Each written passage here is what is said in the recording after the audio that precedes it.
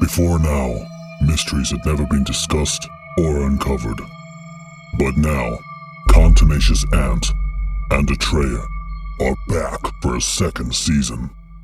The MO Podcast. Hello and welcome all into the MO Podcast. You're here as always with me, Contumacious Ant. And me, Atreya. Didn't forget. And today we're going to be delving into the paranormal.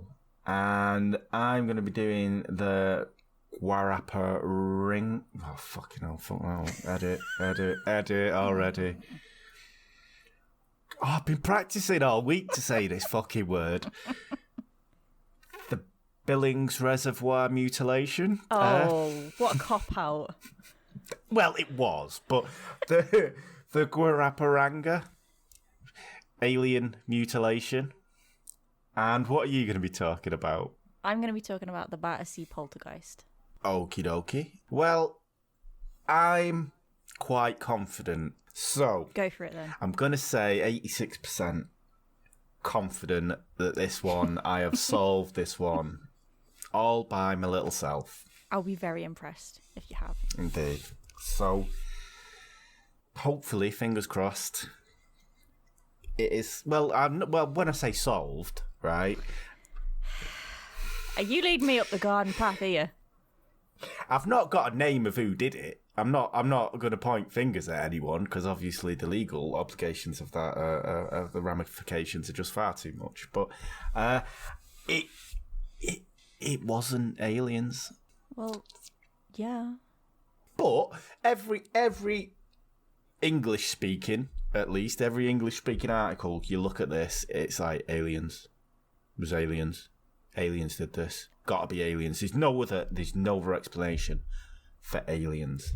And it's like, there are. I didn't think aliens at all. I just thought, whoa, somebody is severely messed exactly. up. It is quite graphic, and there are pictures out there, and it is a horrific incident that did happen. And it happened in December of 1988. Well, it happened in 1988, let's just say. The actual autopsy report is from the 26th of December 1988, so we can speculate it was in and around then.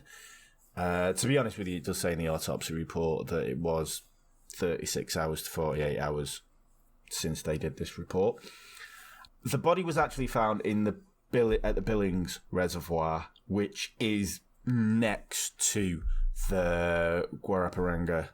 I just think they put that in the articles because it's such a Brazilian sounding name, and it gives it a little more intrigue. To be honest with you, I've actually drove past this reservoir and I never knew the history beforehand. It's right near the Formula One racetrack in Sao Paulo. But Sao Paulo is massive, so it is like on the outskirts. And when you say outskirts, it's like, from me, it'd be like where you live kind of thing. Right, so big. But the body was a local man, and he used to go to the reservoir to fish. And what he would do is he would go for a swim through the reservoir to get to a better fishing spot on one of the islands, and this is where his body was found. Now, this kind of isn't for the faint-hearted, and it is. I did have my wife look through the autopsy report because it is in Brazilian Portuguese, and there are going to be some technical terms like spongy stuff, as she told me, and soggy parts. That's what I got from that, from what she was translating, which is, I could have asked a brother who is actually a police officer in Brazil, and he would have been able to tell me everything, but I forgot. Did you? Yeah, I know. I was like, shit. I only asked her like on Monday about it. I was like, it is quite graphic, and she was like, it's just going on about soggy parts being removed. I was like, fucking hell, right, here we go. Oh, wow, your wife's hardcore. Yeah, this is going to get technical as fuck. But But anyway, basically, the left ear was removed. It was removed while the body was still alive. The right upper side of his face was skinned. There was multiple invasive, she says pokes, but I'm going to say holes, with a circular cutting instrument, and it's kind of described in a lot of the articles as like a cookie cutter. So like when you're making cookies, you have that print thing that you push on the dough, and that's kind of how they got in. These were in the face, the abdomen, the upper arm, and both legs. Under the armpit, 4-centimetre incisions were made, and soggy parts were removed. What is the soggy part of your armpit? I don't know, but this is what I was told. All right, okay. That's what the fucking coroner put on an autopsy report. He's just written soggy parts. Has he? God, Has he really? I'd be livid if a coroner wrote that I had soggy armpits on my fucking autopsy. Exactly. So this is the kind of technical stuff we're dealing with here. I'm going to rephrase that because all I've put is balls gone. He was castrated. I think that's a technical term. Indeed. And the cut along his perineum was akin to what someone who's undergoing reassignment surgery. So it was basically a cut from the perineum up until the anus, I believe. But that's what they said in the report. It was very similar to one of them operations. Now, his prostate was removed, and it was a big incision. It was 15 centimetres, and it was kind of, it was kind of sucked out, basically. The anus was stretched, and it was like to 15 centimetres, and it was taken out. Jesus. Yeah. He had the thigh muscles taken off the actual bone, and he had between his second and fifth rib, the muscle were taken out as well. The actual, not the ribs. The ribs were left intact. It was the muscles that were taken out. All organs in the thorax were gone, and there was indication that they were sucked out through these incisions that were made with the cookie cutter. The cause of death, he had a swollen brain, which was indicative of something called vagus simulation, and that's when, basically, someone I used to work with at this, and it's if you strain too much when you're number 2 in, you can your heart rate can drop and you can faint. Now It can cause strokes as well, actually. Yeah, but this was one of the causes of death, that he went through so much pain and so much strain on his body that he actually died, because he was alive when all this was being done to him. Dear Lord. He wasn't dead. What actually killed him was the multiple trauma, the blood loss, and the severe hemorrhages that he was going through. And vagus simulation as well is something that was put on the actual coroner's report as part of his cause of death. Now, like I was saying, every article I've come across, she's like 2 and bedtime stories, claim aliens with this, and there's some out there that have like this claim is basically one former geologist and engineer, Phil Schneider, who died in the 90s due to a suspicious death.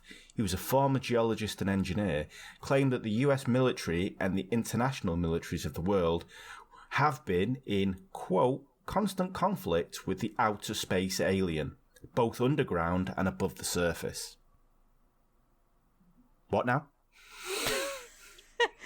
I mean, OVs, the ones that live in Hollow Earth, and then the rest of them that live on different planets. Duh.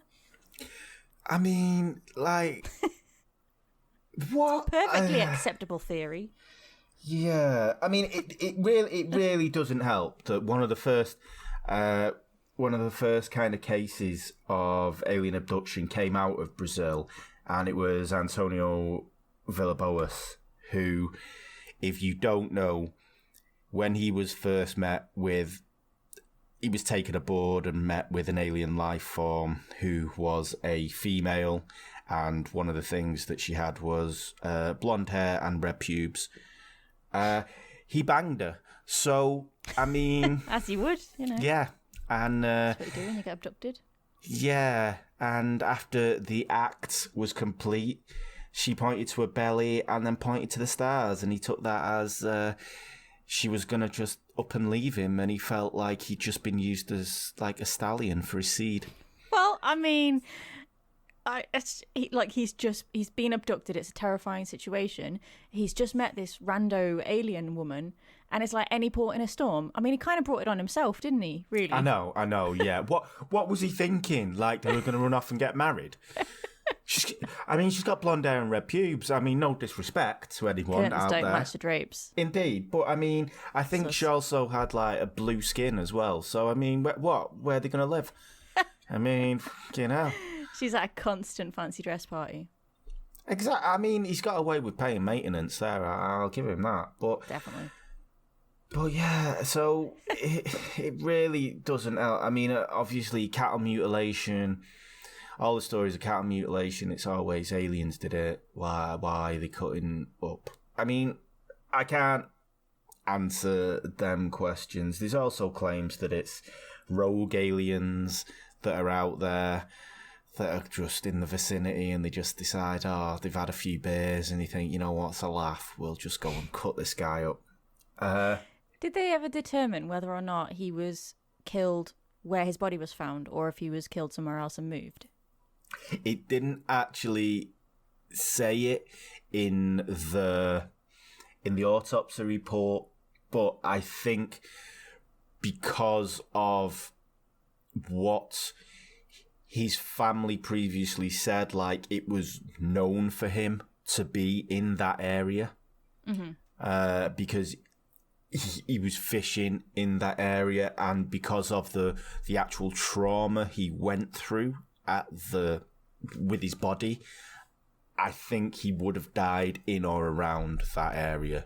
I don't think he would have been like taken to a warehouse or something and then dumped there. And plus the fact it was on one of the islands, so he had to swim to get there himself. So he did have to like take a rowboat to get there or whatever. So I think he died at this scene. It's a bit of a risk, though. I mean, it's broad daylight and it's like a public place. I mean, nobody heard him scream, or nobody saw any. And why anyway? Why would you even? What was the point? Like, there's so many people that are easy pickings, and they're like, let's go into this island in the middle of nowhere that's really difficult to get to and kill this man who is in broad open daylight, who probably will scream because we're going to do horrible things to him, and then, you know, everybody's going to come and then they're going to see us paddling away in this rowboat and go, they did that. So this is the thing. This is why I'm like 78% sure that I've solved this. You said 84%. No, it's always been 72% sure. You're conning yourself out of this one, aren't you?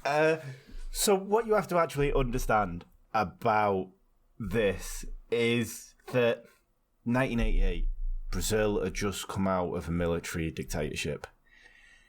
Now, torture was widespread. Amnesty International claim that although more dictatorships killed people, torture was widespread. So much so that Flinto Mula, proper Brazilian name that, who was leader of the pro-regime party, the National Reunion Alliance, was called the patron saint of torturers.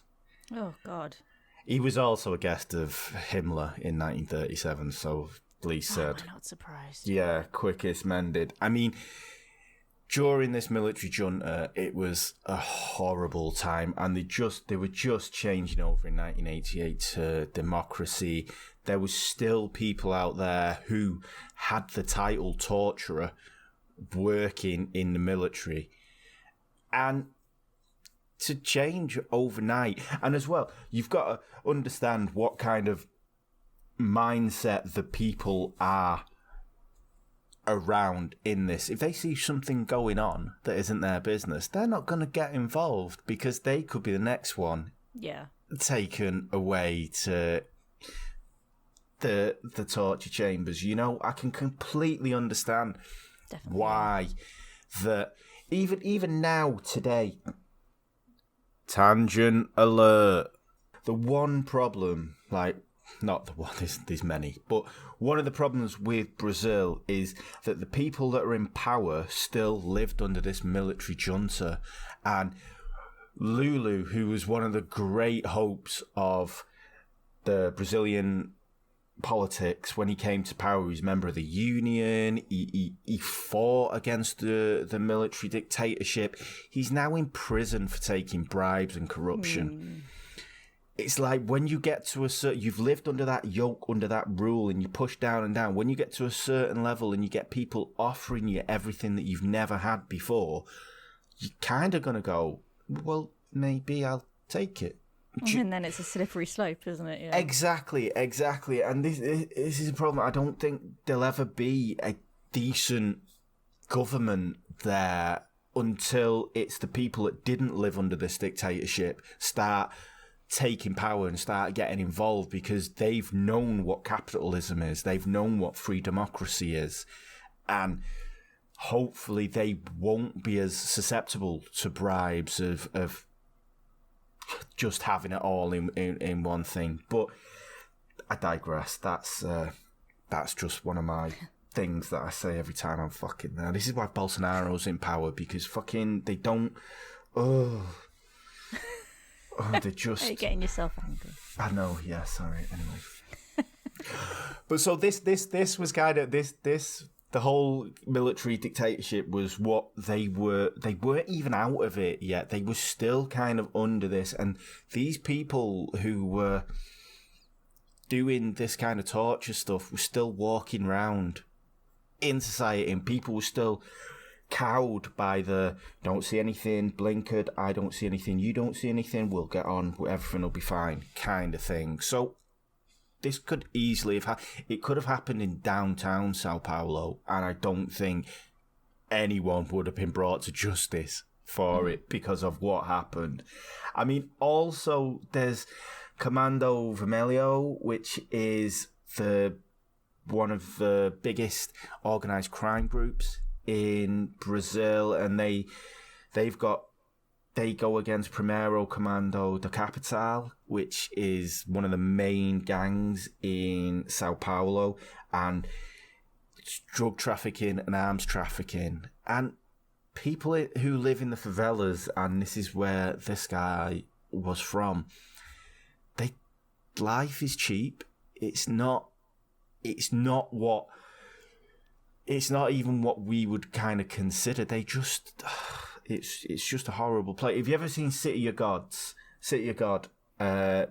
That's kind of how these gangs kind of started up in the beginning, in the early 80s, late 80s. They were all the left-wing people who were fighting against the military junta, trying to bring democracy into it, were put in prison, and they met up with hardened criminals, and they kind of got together and used each other's connections to try and fight the state, but ended up dealing drugs and killing each other, kind of thing.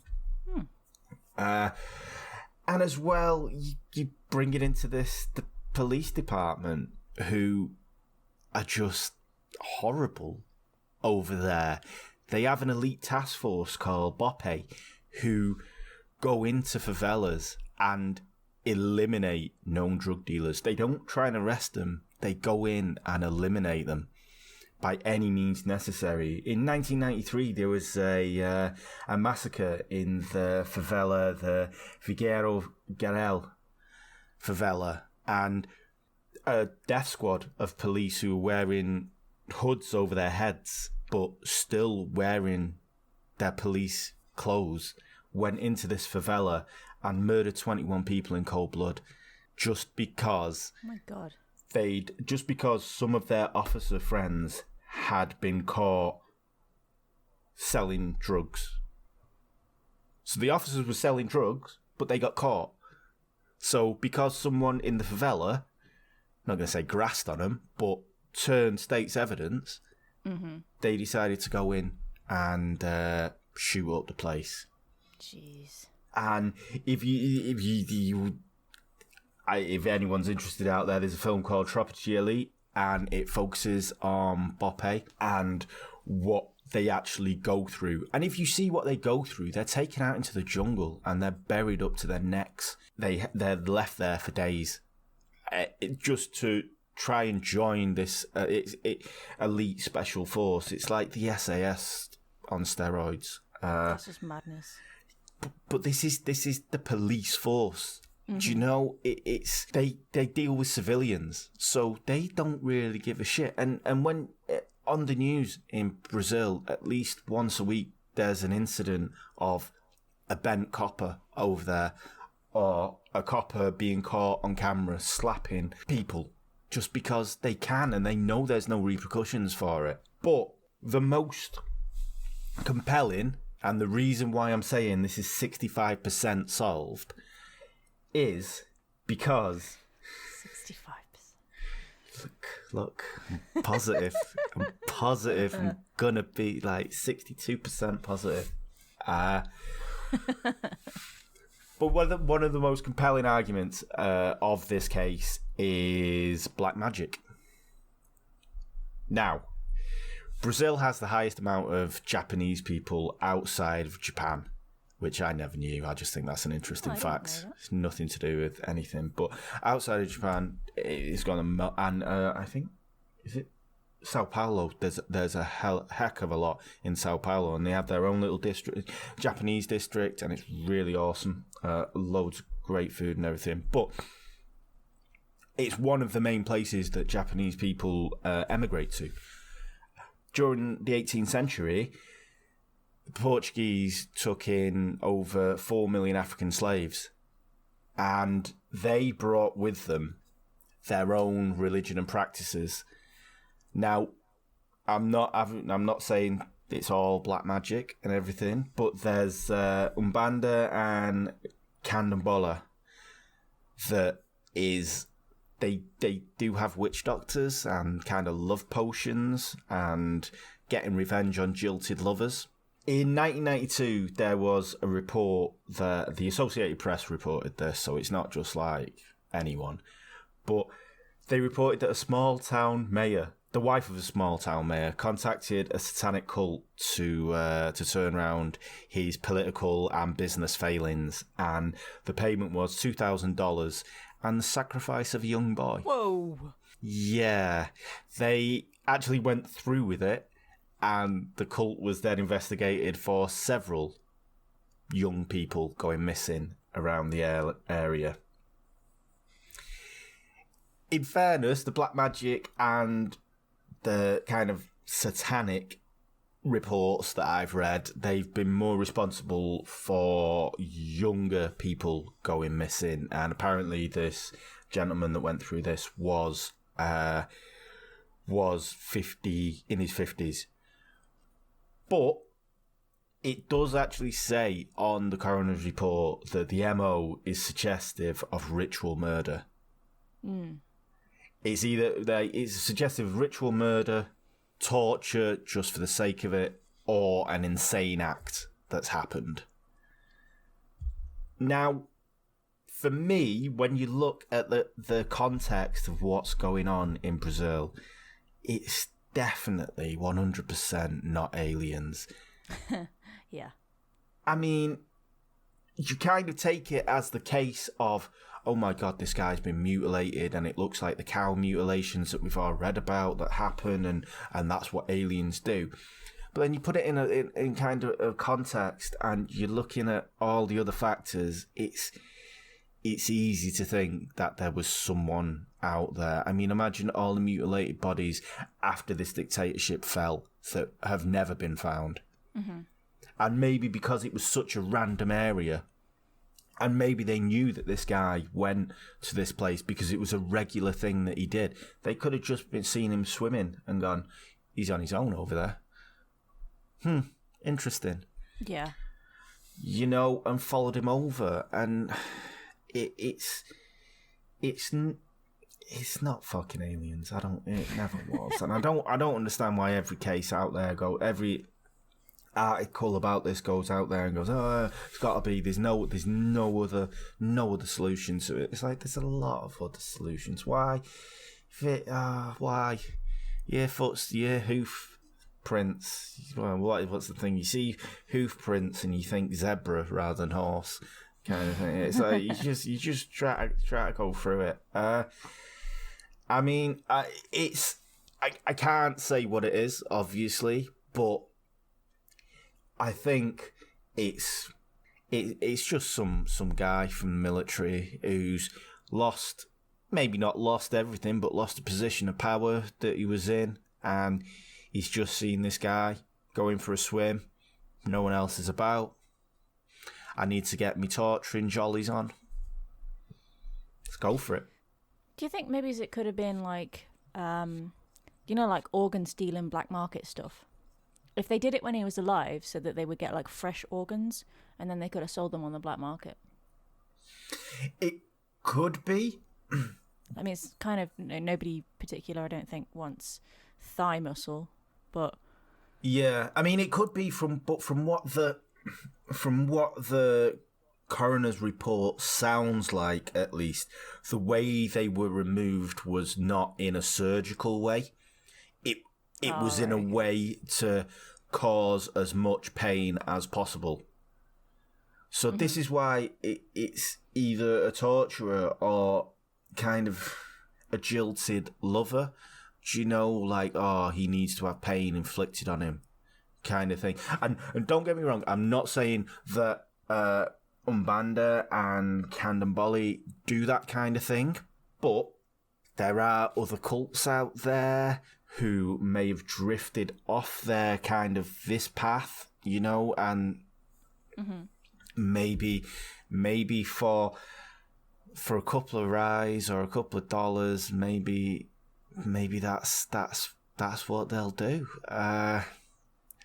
It seems more likely than a jilted lover. Like, I mean, how angry do you have to be at your ex to do that? You know, that's just like, that's on another level. Like, what the fuck did he do? Did he break her best cup, or like what level are we talking here? Did he put the whites in with the colours? It turned all her white underwear pink. Because I mean, that would piss me off. But I don't think that I would then core Dave's. You're knocking on the witch doctors. Core Dave's prostate out for it, you know.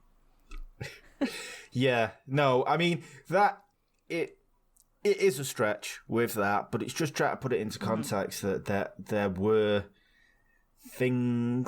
are things out there like that, and especially in somewhere like Brazil, like in the 2000 census, there was 432,000 Brazilians declaring themselves as Ubandists, but that was a drop of 20%.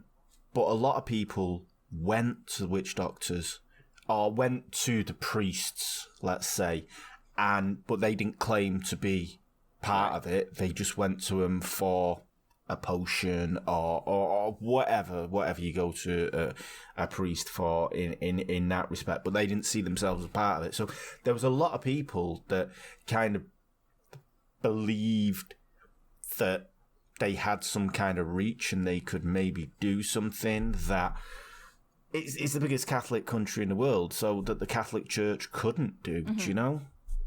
So it's a reach, and I don't want to be disrespectful to them religions, but it's just trying to put it into the context of anything Aliens. other than fucking aliens, to be honest with you, because Yeah, I'm with you on this one. I'm not buying that. I love aliens, but I'm not buying it on this occasion. Me too. But then what? What have they got out of it, really? Yeah, what kind of alien comes down and go like? All right, granted, maybe let's say there's like billions of different aliens, like there's billions of different people. So yeah, you're gonna get the odd mad lad, but. Yeah. Surely they've got better things to do than fly their little spaceship down and start fucking skinning a man. You would think so, Yeah. especially alive. Yeah. What are they getting from that? Yeah. I mean, probably the same thing like a psychopath, the person that did this, would. But I just think that travelling all that way through interstellar or interdimensional fucking time just to go, we'll get him. Yeah. Do you know what? If anything, it's given aliens a bad rep. Well, that's it. Have they not got other aliens that they can do this to if they're that sadistic? You know? Exactly. I just, yeah. Yeah. So I'm with you on this one. So 43% solved. Huh? I would say you are completely right on the it wasn't aliens thing. See, yes, there we go. I'll take that. I'm going to edit that down to be completely right there. Yes. So the Battersea poltergeist. yeah, ghosties and ghoulies and things that go bump in the night. What's this all about? So my story is a bit more light-hearted. There's no mutilation really. It's not like Scooby Doo light-hearted. It's not like some guy in a cheat, is it? It's kind of Scooby Doo. It's not scary really. I mean, it is, but it isn't. I can't really. Okay, so you know the Enfield haunting that was in like 1977. Yeah, that was the really famous one. Well, not many people, I don't think, have heard of this one, which actually happened in 1956. And although it was really highly publicised at the time and the media just went nuts for it, it's actually the first time I'd ever heard the story. It wasn't familiar to me.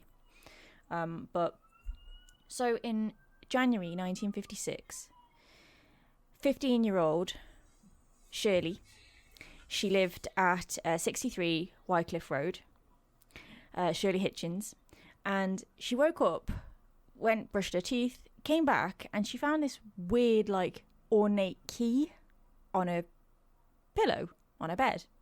And she kind of picked it up and took it downstairs and said to her dad, like, what's this? Where did this come from? And her dad didn't recognise it, and none of her relatives recognised it. Nobody had put it there. And her dad tried it on every door in the house. It didn't open anything in the house. They couldn't find out what it opened. They couldn't find out who put it there. And her dad just kind of said, oh, just don't worry about it. It's just one of those weird rando things. Just forget about it. And they put the key in the drawer and then just forgot about it.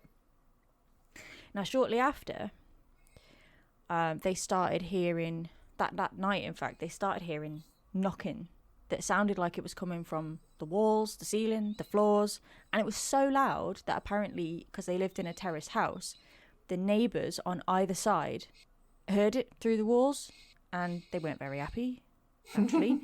And so the Hitchens called the police, because they were like, either our neighbours are having our lives, or there's something odd going on here.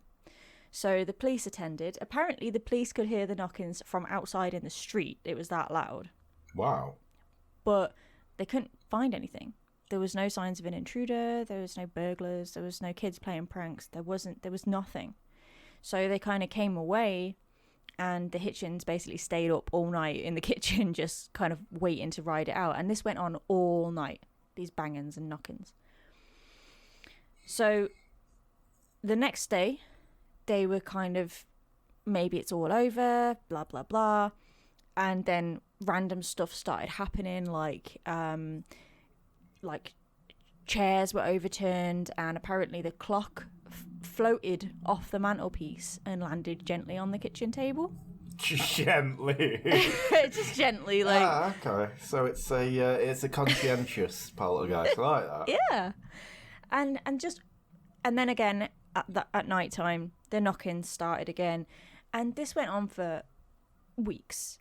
And the family were all proper sleep deprived, and originally they thought that it was Shirley, and Shirley, she's yeah, I mean, she kind of was the one who would be, like the one who smelt it dealt it kind of deal. It was kind of like that. It was like scientific every term, time that right? Scientific. that is the technical term. Every time these noises started happening, or these weird things started happening, Shirley was pretty quick to point it out to everybody. Right. So the family were a bit like, maybe it's Shirley. But her dad kind of just outright said to her, look, is it you? And she said no. And he went, oh, okay, that's good enough for me. And that was like the end of that. Now, Shirley's nan was proper religious. Yeah. And she thought that Shirley was possessed by an evil spirit. Of course, because why not? Let's go to that extreme. So what she did was, as you do, she hoid a load of holy water over Shirley. It's my best fucking dress. I mean, I didn't actually know that, it was a thing to keep holy water just lying around the house. Yeah, where's she got that from? I don't know. But she chucked it over Shirley, and Shirley was drenched, and her nan was a bit like, that'll tell it. And it didn't. All the crucifixes started flying off the walls, and the curtains in the living room were absolutely shredded, like somebody had been through them with a knife. And then fires started breaking out around the house. In fact, one night, Shirley's entire bed set alight, but she was fine. She was absolutely fine. There wasn't a mark on her. And so this poltergeist seemed to be attached to Shirley. And the family started calling it affectionately Donald, because they thought that it was like their neighbour. I don't know, does their neighbour set people's things on fire? Or is he just... I don't know why they thought that, but they did. They started calling him Donald and or Spooky Willie. Right? What? Oh, look, Spooky Willie's just set the bed on fire again. Classic Spooky Willie. Fuck it. What's wrong with these people? I mean, okay, so the funny thing is, right, is that apparently in 1928, Donald, affectionately named, had actually haunted the family of 8 Eland Road around the corner. And Harry Price actually investigated it. Now, I don't really rate Harry Price because, he came out as a Billy bullshitter. But wasn't that the guy who stayed in the haunted, was it a nunnery or something? Borley Rectory. Yes, that's it. Him. And he made it all up. Yes. So I don't rate Harry Price. So I'm not like he investigated, but apparently there was this man, and he lived there. He was called Henry Robinson, and he lived in the house, and he was an invalid, so he couldn't have faked the kind of stuff that was happening. Like, apparently his entire dresser fell over, tipped over, and he was over the other side of the room, in his wheelchair. He was basically incapacitated at all times, so he couldn't have faked any of it. And him and his sister were plagued by this poltergeist for 3 months. And then it just stopped. And nothing more was heard of a poltergeist in the neighbourhood until 28 years later, when it started affecting the Hitchens. I don't know why they think that the two are related, but they said that Donald was haunting number 8 Eland Road as well, so I don't know. I mean, maybe it just got, rezoned, and, it's had a 28-year hiatus, and then he's come back and gone, this isn't my house, but I like it. I'm going to stay here. Maybe he was in ghost jail. Oh, what would he have done? 15 years to life. Yeah, Jesus Christ, he got out with good behaviour. Jesus. Yeah, because he maybe he's went to ghost jail for, you know, terrifying the pants off an invalid, and like some poor old disabled man, and the ghost community was just like, this is just, it's not cricket. It's where they draw the line. Yeah, don't exactly. Fuck, that's ableism. Come on, man. You've got to be, you know, come on. There's limits that what we can take. Yes. So they put him away for 28 years, and then he came back and, yeah, started on Shirley. He's not changed his ways, though, has he? He's not been reformed. Well, no, he hasn't, but he did go from pushing over dressers to, you know, setting houses on fire and stuff like that. So he's kind of, he's gone worse, if anything. He got an education in ghost prison. Basically. Yeah. So he... This case was actually so famous because it is the only the only famous poltergeist case that went on for as long as it did. It went on for 12 years. I mean, what? Maybe because they were just like, oh, spooky Willie, he's all right. Him. That's probably why it went on for so long. Because that's the thing. Yes. So originally they were all terrified. And because they weren't getting any sleep at night, like they would, Shirley slept in the same room as her mum and dad, and she would wake up and the covers would be pulled off her, and there would be more knocking on the wall. Her bed would be jiggled up and down, kind of thing, and they weren't getting any sleep at all. So the whole family was totally sleep deprived, and Shirley's dad had to end up quitting his job because he was just so mentally exhausted, physically exhausted. He quit his job. And they were desperate to try and get rid of whatever it was that was happening. So one of Shirley's dad's mates, he was called Harold Chibbett, and he had an ordinary day job, but in his... Here we go. In his spare time... A demonology fucking degree, did he? He did. He did. He was a medium and a psychic, and he used to carry out seances. So... he said to Shirley's dad, why don't you bring Shirley over to my house, both of you, come over to my house, and we'll do a seance. We'll try and find out what this thing wants, and we'll try and exorcise it. So they did, and there was quite a few people there, and actually the press wanted in on it. They didn't let them sit in on the seance, but they did take a picture beforehand. And so this all I can think about this seance is, have you seen like Only Fools and Horses, where they have a seance at the pub? Yes. That's the only this is what I've got in my mind now. I'm sorry. That's pretty much what it was like. I can imagine. That is pretty much. And so what they were doing was they would try and find out what Donald wanted, why he was attaching himself to Shirley, and he would convey messages in the form of knocks. So like, you know, like the whole 2 for no, 1 for yes kind of thing. That's how. See, before all this SLS camera stuff, right?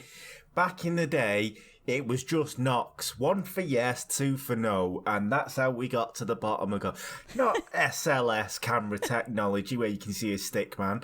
Not fucking beatboxing. Yearn for the good old days.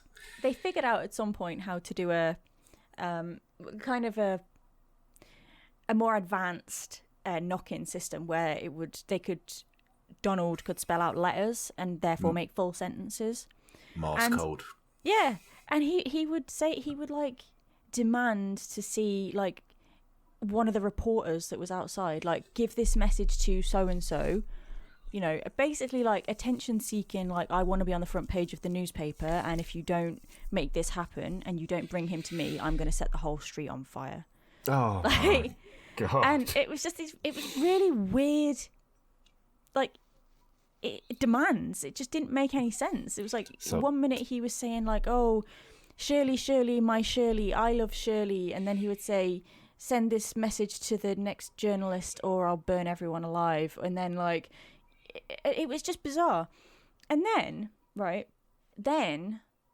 when the seance didn't work and they went home and Donald was just outraged that they tried to have him exorcised, and he chucked everything across the house, and basically, at one point, the family were just living kind of like as servants to Donald, and he would convey messages to them that he wanted Shirley to dress up her dolls, like Marie Antoinette, and the living room was just covered in dolls dressed in like Louis XV style French fashion, because they discovered. What's wrong with him? I know, right? So they discovered.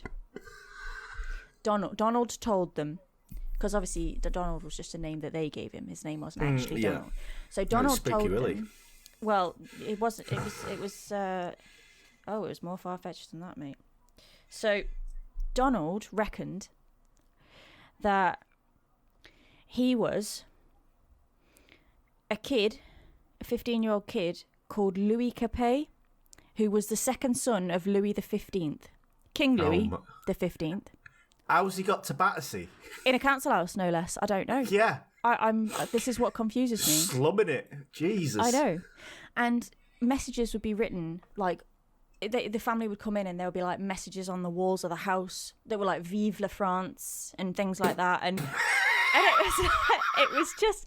And he would send messages. Let them eat cake.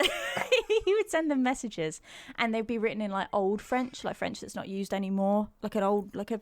You know, like how they talked in Shakespeare time in England, but in France kind of thing. And then they would have, like, they would be talking and then other personalities would come through. So we had Donald, and then we had Shaggy Roots, who apparently was the one that set all the fires. I was having a drink then. Jesus Christ.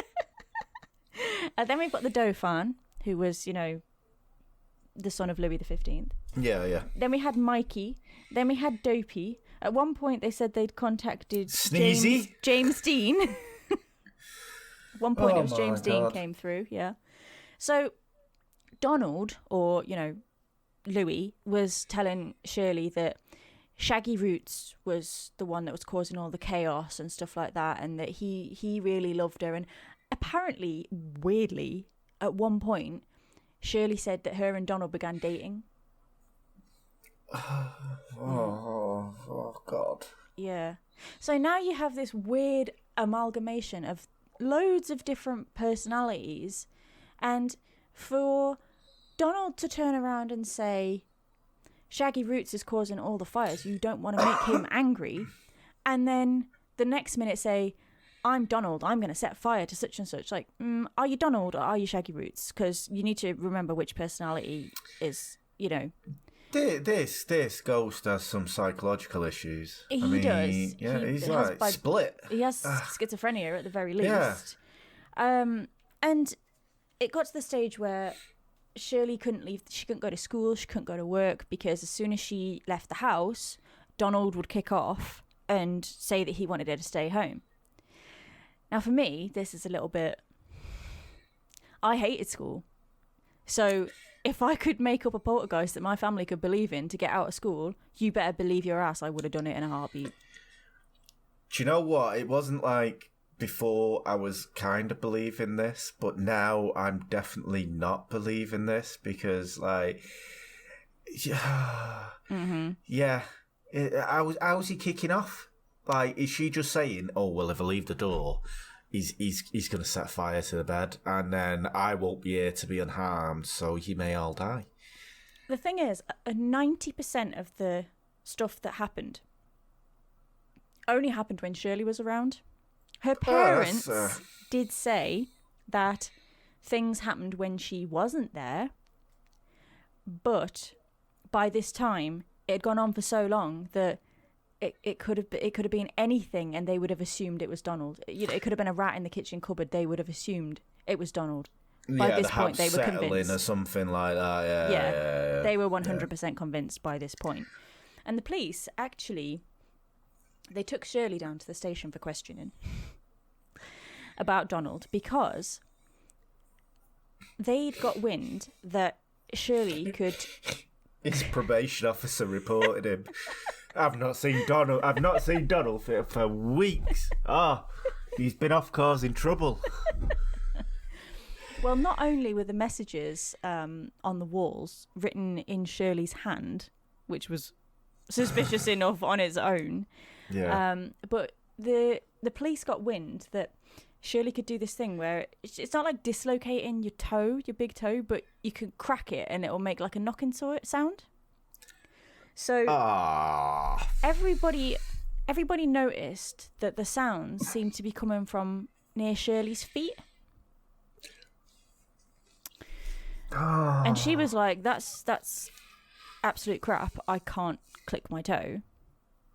And when they were in the police station, they heard knocking and the cops were like, So they took her shoes off and the knocking stopped. It was weird. I don't know. That's odd, that. It was really, really weird, yeah. How thick are her parents? So I mean...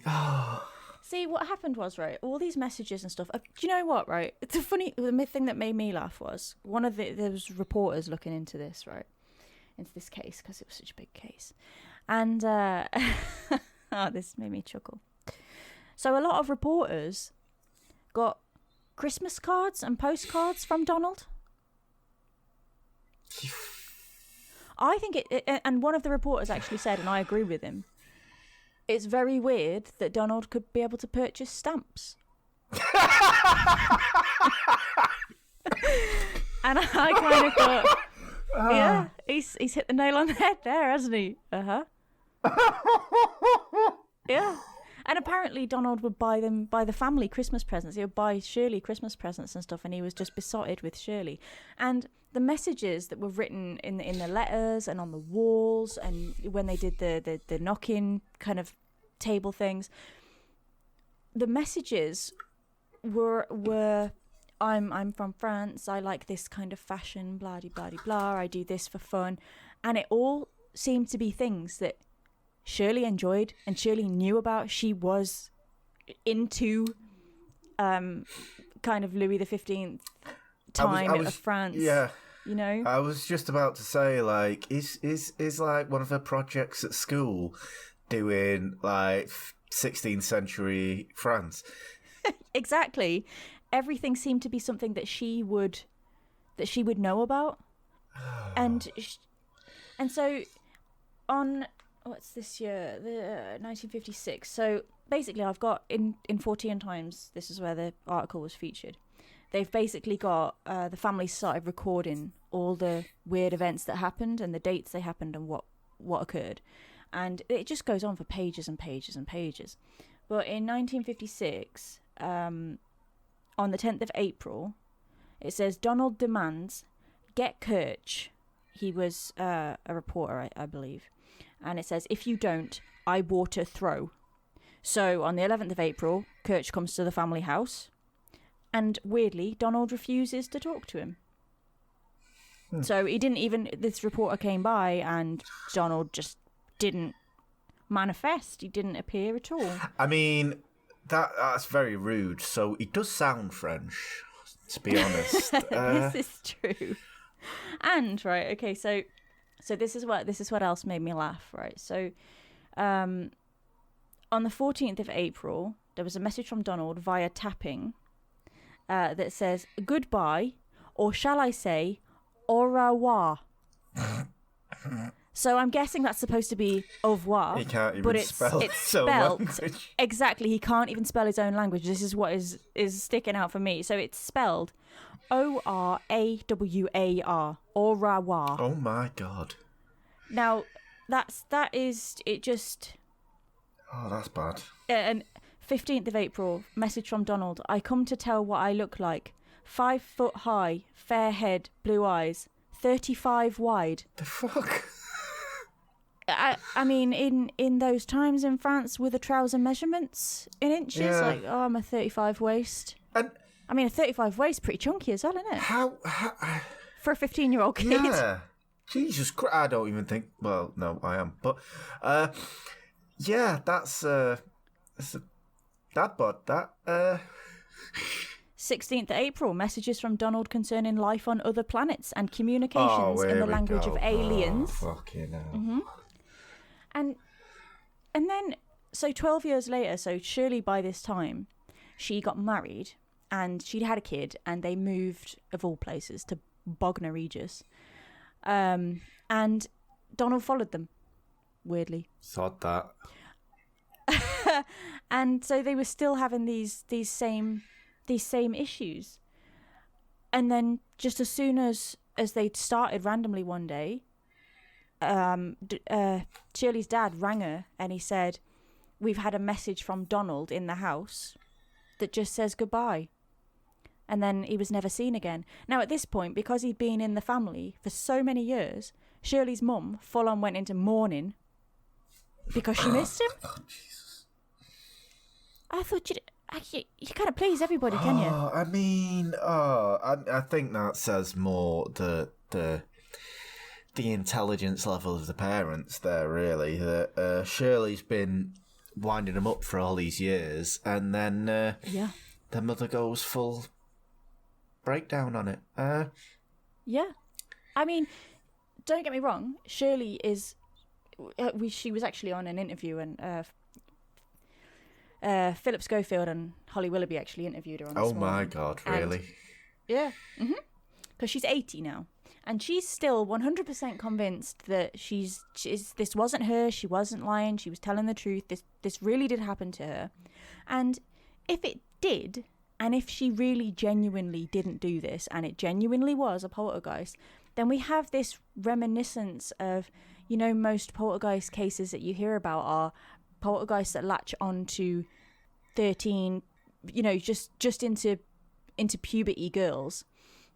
And then it seems to fade as they exit puberty. And so what the alternative theory is that it's actually some kind of like telekinesis. So these girls, because they've got all these weird things going on with their body and their brain and everything, can actually physically, without realizing it, create all this stuff via telekinesis. They can move things with their minds, they can start fires, they can create knocking, and it's purely some kind of mental superpower that they have during puberty, and that is why most of the poltergeist cases seem to surround 13 to 15-year-old girls, is because of this. And that obviously by the time they exit puberty, they don't have these powers anymore because they're not overwhelmed with all these emotions and things like that. So if she was telling the truth, it's possible that because all these cases do kind of smack of similarity, it could be that maybe we've got some kind of mental capacity like Uri Geller style that we just can't control. Or maybe it was a poltergeist with some kind of multiple personality disorder. Or maybe, and I believe the more likely scenario, is that Shirley just didn't want to go to school or work. Yeah, to be honest with you, I mean, when boys go through puberty, they just punch shit rather than invent dead sons of the Sun King. But I think that, I think she, I mean, no. Some weird things did happen that is kind of hard to explain if other people saw it happening as it happened. Like, in 1959, it says a milk bottle thrown up the stairs at Shirley, who is covered in milk. So you can understand a lot of these things that were happening was like, it was putting the plug in the sink and then filling it with water so that it flooded. Or it was, shredding the curtains or turning the lights on and off. Those are all fairly teenage pranks. They're not like... not like there wasn't anybody that was attempted to be knifed or anything like that. But to throw a milk bottle upstairs at yourself is impressive if anybody had been there at the time and seen it physically be thrown up the stairs at Shirley. Yeah. Or if she just came down and went, "I'm covered in milk." Yeah. Donald threw a carton of milk at me. Did they find a smashed bottle? And, what's the follow-up to that? Yeah, exactly. There isn't one. That's the thing. Yeah, she's just come down the stairs covered in milk and gone, "King Donald." Yeah, that's Classic. the thing. So they don't actually say whether she just came downstairs and went, "Oh my God, Donald's just thrown milk over me," or whether somebody was standing at the bottom of the stairs and she was standing at the top and they saw a milk bottle get thrown up at her and cover her milk. That's a different story. If that's the case, yeah, we got something weird going on. But I'm not convinced. I read a lot in the book, and to be honest, just the police station incident alone, where they took her shoes off and the noises stopped, was pretty much enough to convince me. I mean, to be having that talent in the first place, to be able to make it sound like knocking, and then there's knocking going on, it's a little bit too familiar. Yeah. I mean, I mean, it was an old house as well, you know? Yeah. They make weird noises. Yeah. I mean, strange stuff does happen anyway, and it's just like, ugh. Like, lights flicker all the time, and it's like, ugh, demons, innit? You know, it's not a power surge. It's just, yeah, no, I'm sorry. No, Shirley has played Philip Schofield and Holly Willoughby there. I think she's, I think she just was like, fuck school. Yeah. I want to play with me dolls. I would have done the same. Yeah. She was, yeah, definitely. She was ahead of her time by coming up with that kind of excuse. But and I mean, she fooled everybody for a long time. If she did fool people, if it wasn't her, if it was her, she was very fucking good at it, because she had everybody convinced, and basically she must have thought it was hilarious. Having the living room absolutely covered with dolls and things like that. This is my house, right? This is my house. Don't listen to Donald. It's my house. So yeah, I'm not convinced with this case, but a lot of people are, and certainly Shirley is still sticking to her story. So, I mean, I get like like we were talking about previously, like ghosts. Surely, I don't understand their capacity to move. Okay, poltergeist maybe is a little bit different from ghosts, because it's something that throws stuff and manifests that energy. But, and like you say, they kind of latch on to people, so they'll follow the person. But if you die in a place, surely you're just in that place, and you can go maybe 100 metres down the road, 100 metres up the road. Why the fuck would you move to Bognor Regis? I know. Oh yeah, this sounds good. Yeah, at least I'm by the sea now. I just don't understand the capacity for a ghost to haunt every single place and anywhere that someone goes. Yeah, it's just surely like you have a place that a ghost that died has some resonance to that place. They hold something to that place, you know. They got murdered in a horrible way, so they want to come back and avenge their killer or warn people or whatever. The fuck has Louis's son got to do with Battersea? Like, what's the link? It was never exactly. We never found out how he came to be there, or why, or how he knew how to speak modern day English, or exactly why is he already communicating in English, like, and why he can't spell his own language. Yeah, and he spells it in the way that an English person who can speak French but not spell French, just have a guess at it. Yeah, it just seemed very odd to me. I just can't. No, I'm sorry. And then the fact that Shirley claimed that he was her boyfriend at one point kind of says to me like she was going through maybe some weird time in her life, and she just kind of needed imaginary friends an escape in it. Escapism or something. Yeah, it's kind of like you just latch on to, especially if she's not got to school, she's not got that contact with anyone, you know, so. Well, it got to the stage where she couldn't even leave the house because the press were just swarming the house 24/7, and as soon as she left the house, she'd be bombarded by reporters. So she couldn't actually leave the house eventually. I can imagine that's quite an unfortunate situation. I mean, maybe that she did start off as a little bit of a joke and a giggle, and then it just grew out of control, and then she couldn't control what was happening, especially in that respect if you're being swamped when you're leaving the house and you try to lead your ordinary life. And it's like the paparazzi before the paparazzi were kind of a thing, you know, and she became this celebrity, and obviously now she's going to stick to it. I mean, no disrespect, I'm sure she believed that this happened, and maybe you said she was going through puberty and she wanted something, not something to happen, but like imaginary friends. She wanted some kind of contact. I mean, yeah. I think, again, she was just... And now it's been going for, what, 100... Well, not 100 years, but, like, 60-odd years. She can't go around and go, I had you, didn't I? Yeah. Kind of thing. So you just kind of got to stick to your guns with it, you know, but... Well, you know, now she's got a book out about it.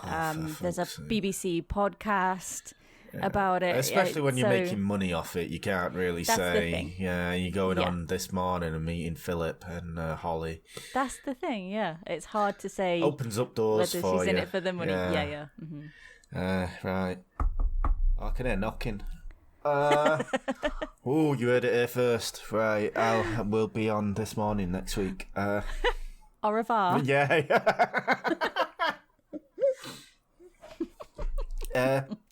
Well, Solved it. That's two we've solved it. Exactly, 2 out of 2. Well, God bless her, to be quite honest with you, because she's playing the game and she's winning. So good luck to her. She's a very nice lady by all accounts. Yeah. But I don't buy it. I would, Sorry, Shirley. Yeah, I wouldn't think she'd do it out of any maliciousness, mind you, setting fire to the bed. But she wasn't hurt, so like it doesn't say how bad the fire was. Maybe it was just like She was completely unharmed. Like, was it just like a tab end, just glowing? yeah, she was having a cheeky, crafty roll up out the window, and it blew back. Oh, I've all been there. Poltergeist. So, you know. I feel like it maybe started out as like teenage pranks. Like, you're right, you know. And then it just kind of escalated, but fair play to her. Well, we'll never know. yeah. GT on that bombshell, we shall finish there. And next week, here we go. Next week, true crime. we will be talking about true crime. Yeah. Next week we'll be doing the Long Island serial killer, and it is a interesting one to say the least. Very. Yeah, it's hopefully we'll solve that as well, and then fucking hell, I'll tell you. And then we'll be taken out. Well, exactly. Yeah, that's it. I mean. The direct flights from New York to Manchester as well. Bloody hell. Oh. It's all right. The FBI will always have our podcast to refer to after they found our cold dead corpses. Yeah, that's no consolation when I'm fucking haunting Battersea. Having parties with Donald. Me and Shirley. God. You're 80 now, Shirley. Jesus. You party with Shirley. I'm partying down with Shaggy Roots. He sounds like loads of fun. Oh yeah, Jesus, yeah. It wasn't me. Well, maybe it was Shaggy. Come on now. Right, on that bombshell, before we stray. That has been the MO podcast. I have been Consummation Ant. And I have been Atreya. Thank you so much for joining us, and we shall see you next time. Bye. Au revoir. The MO podcast. The MO podcast. The MO podcast.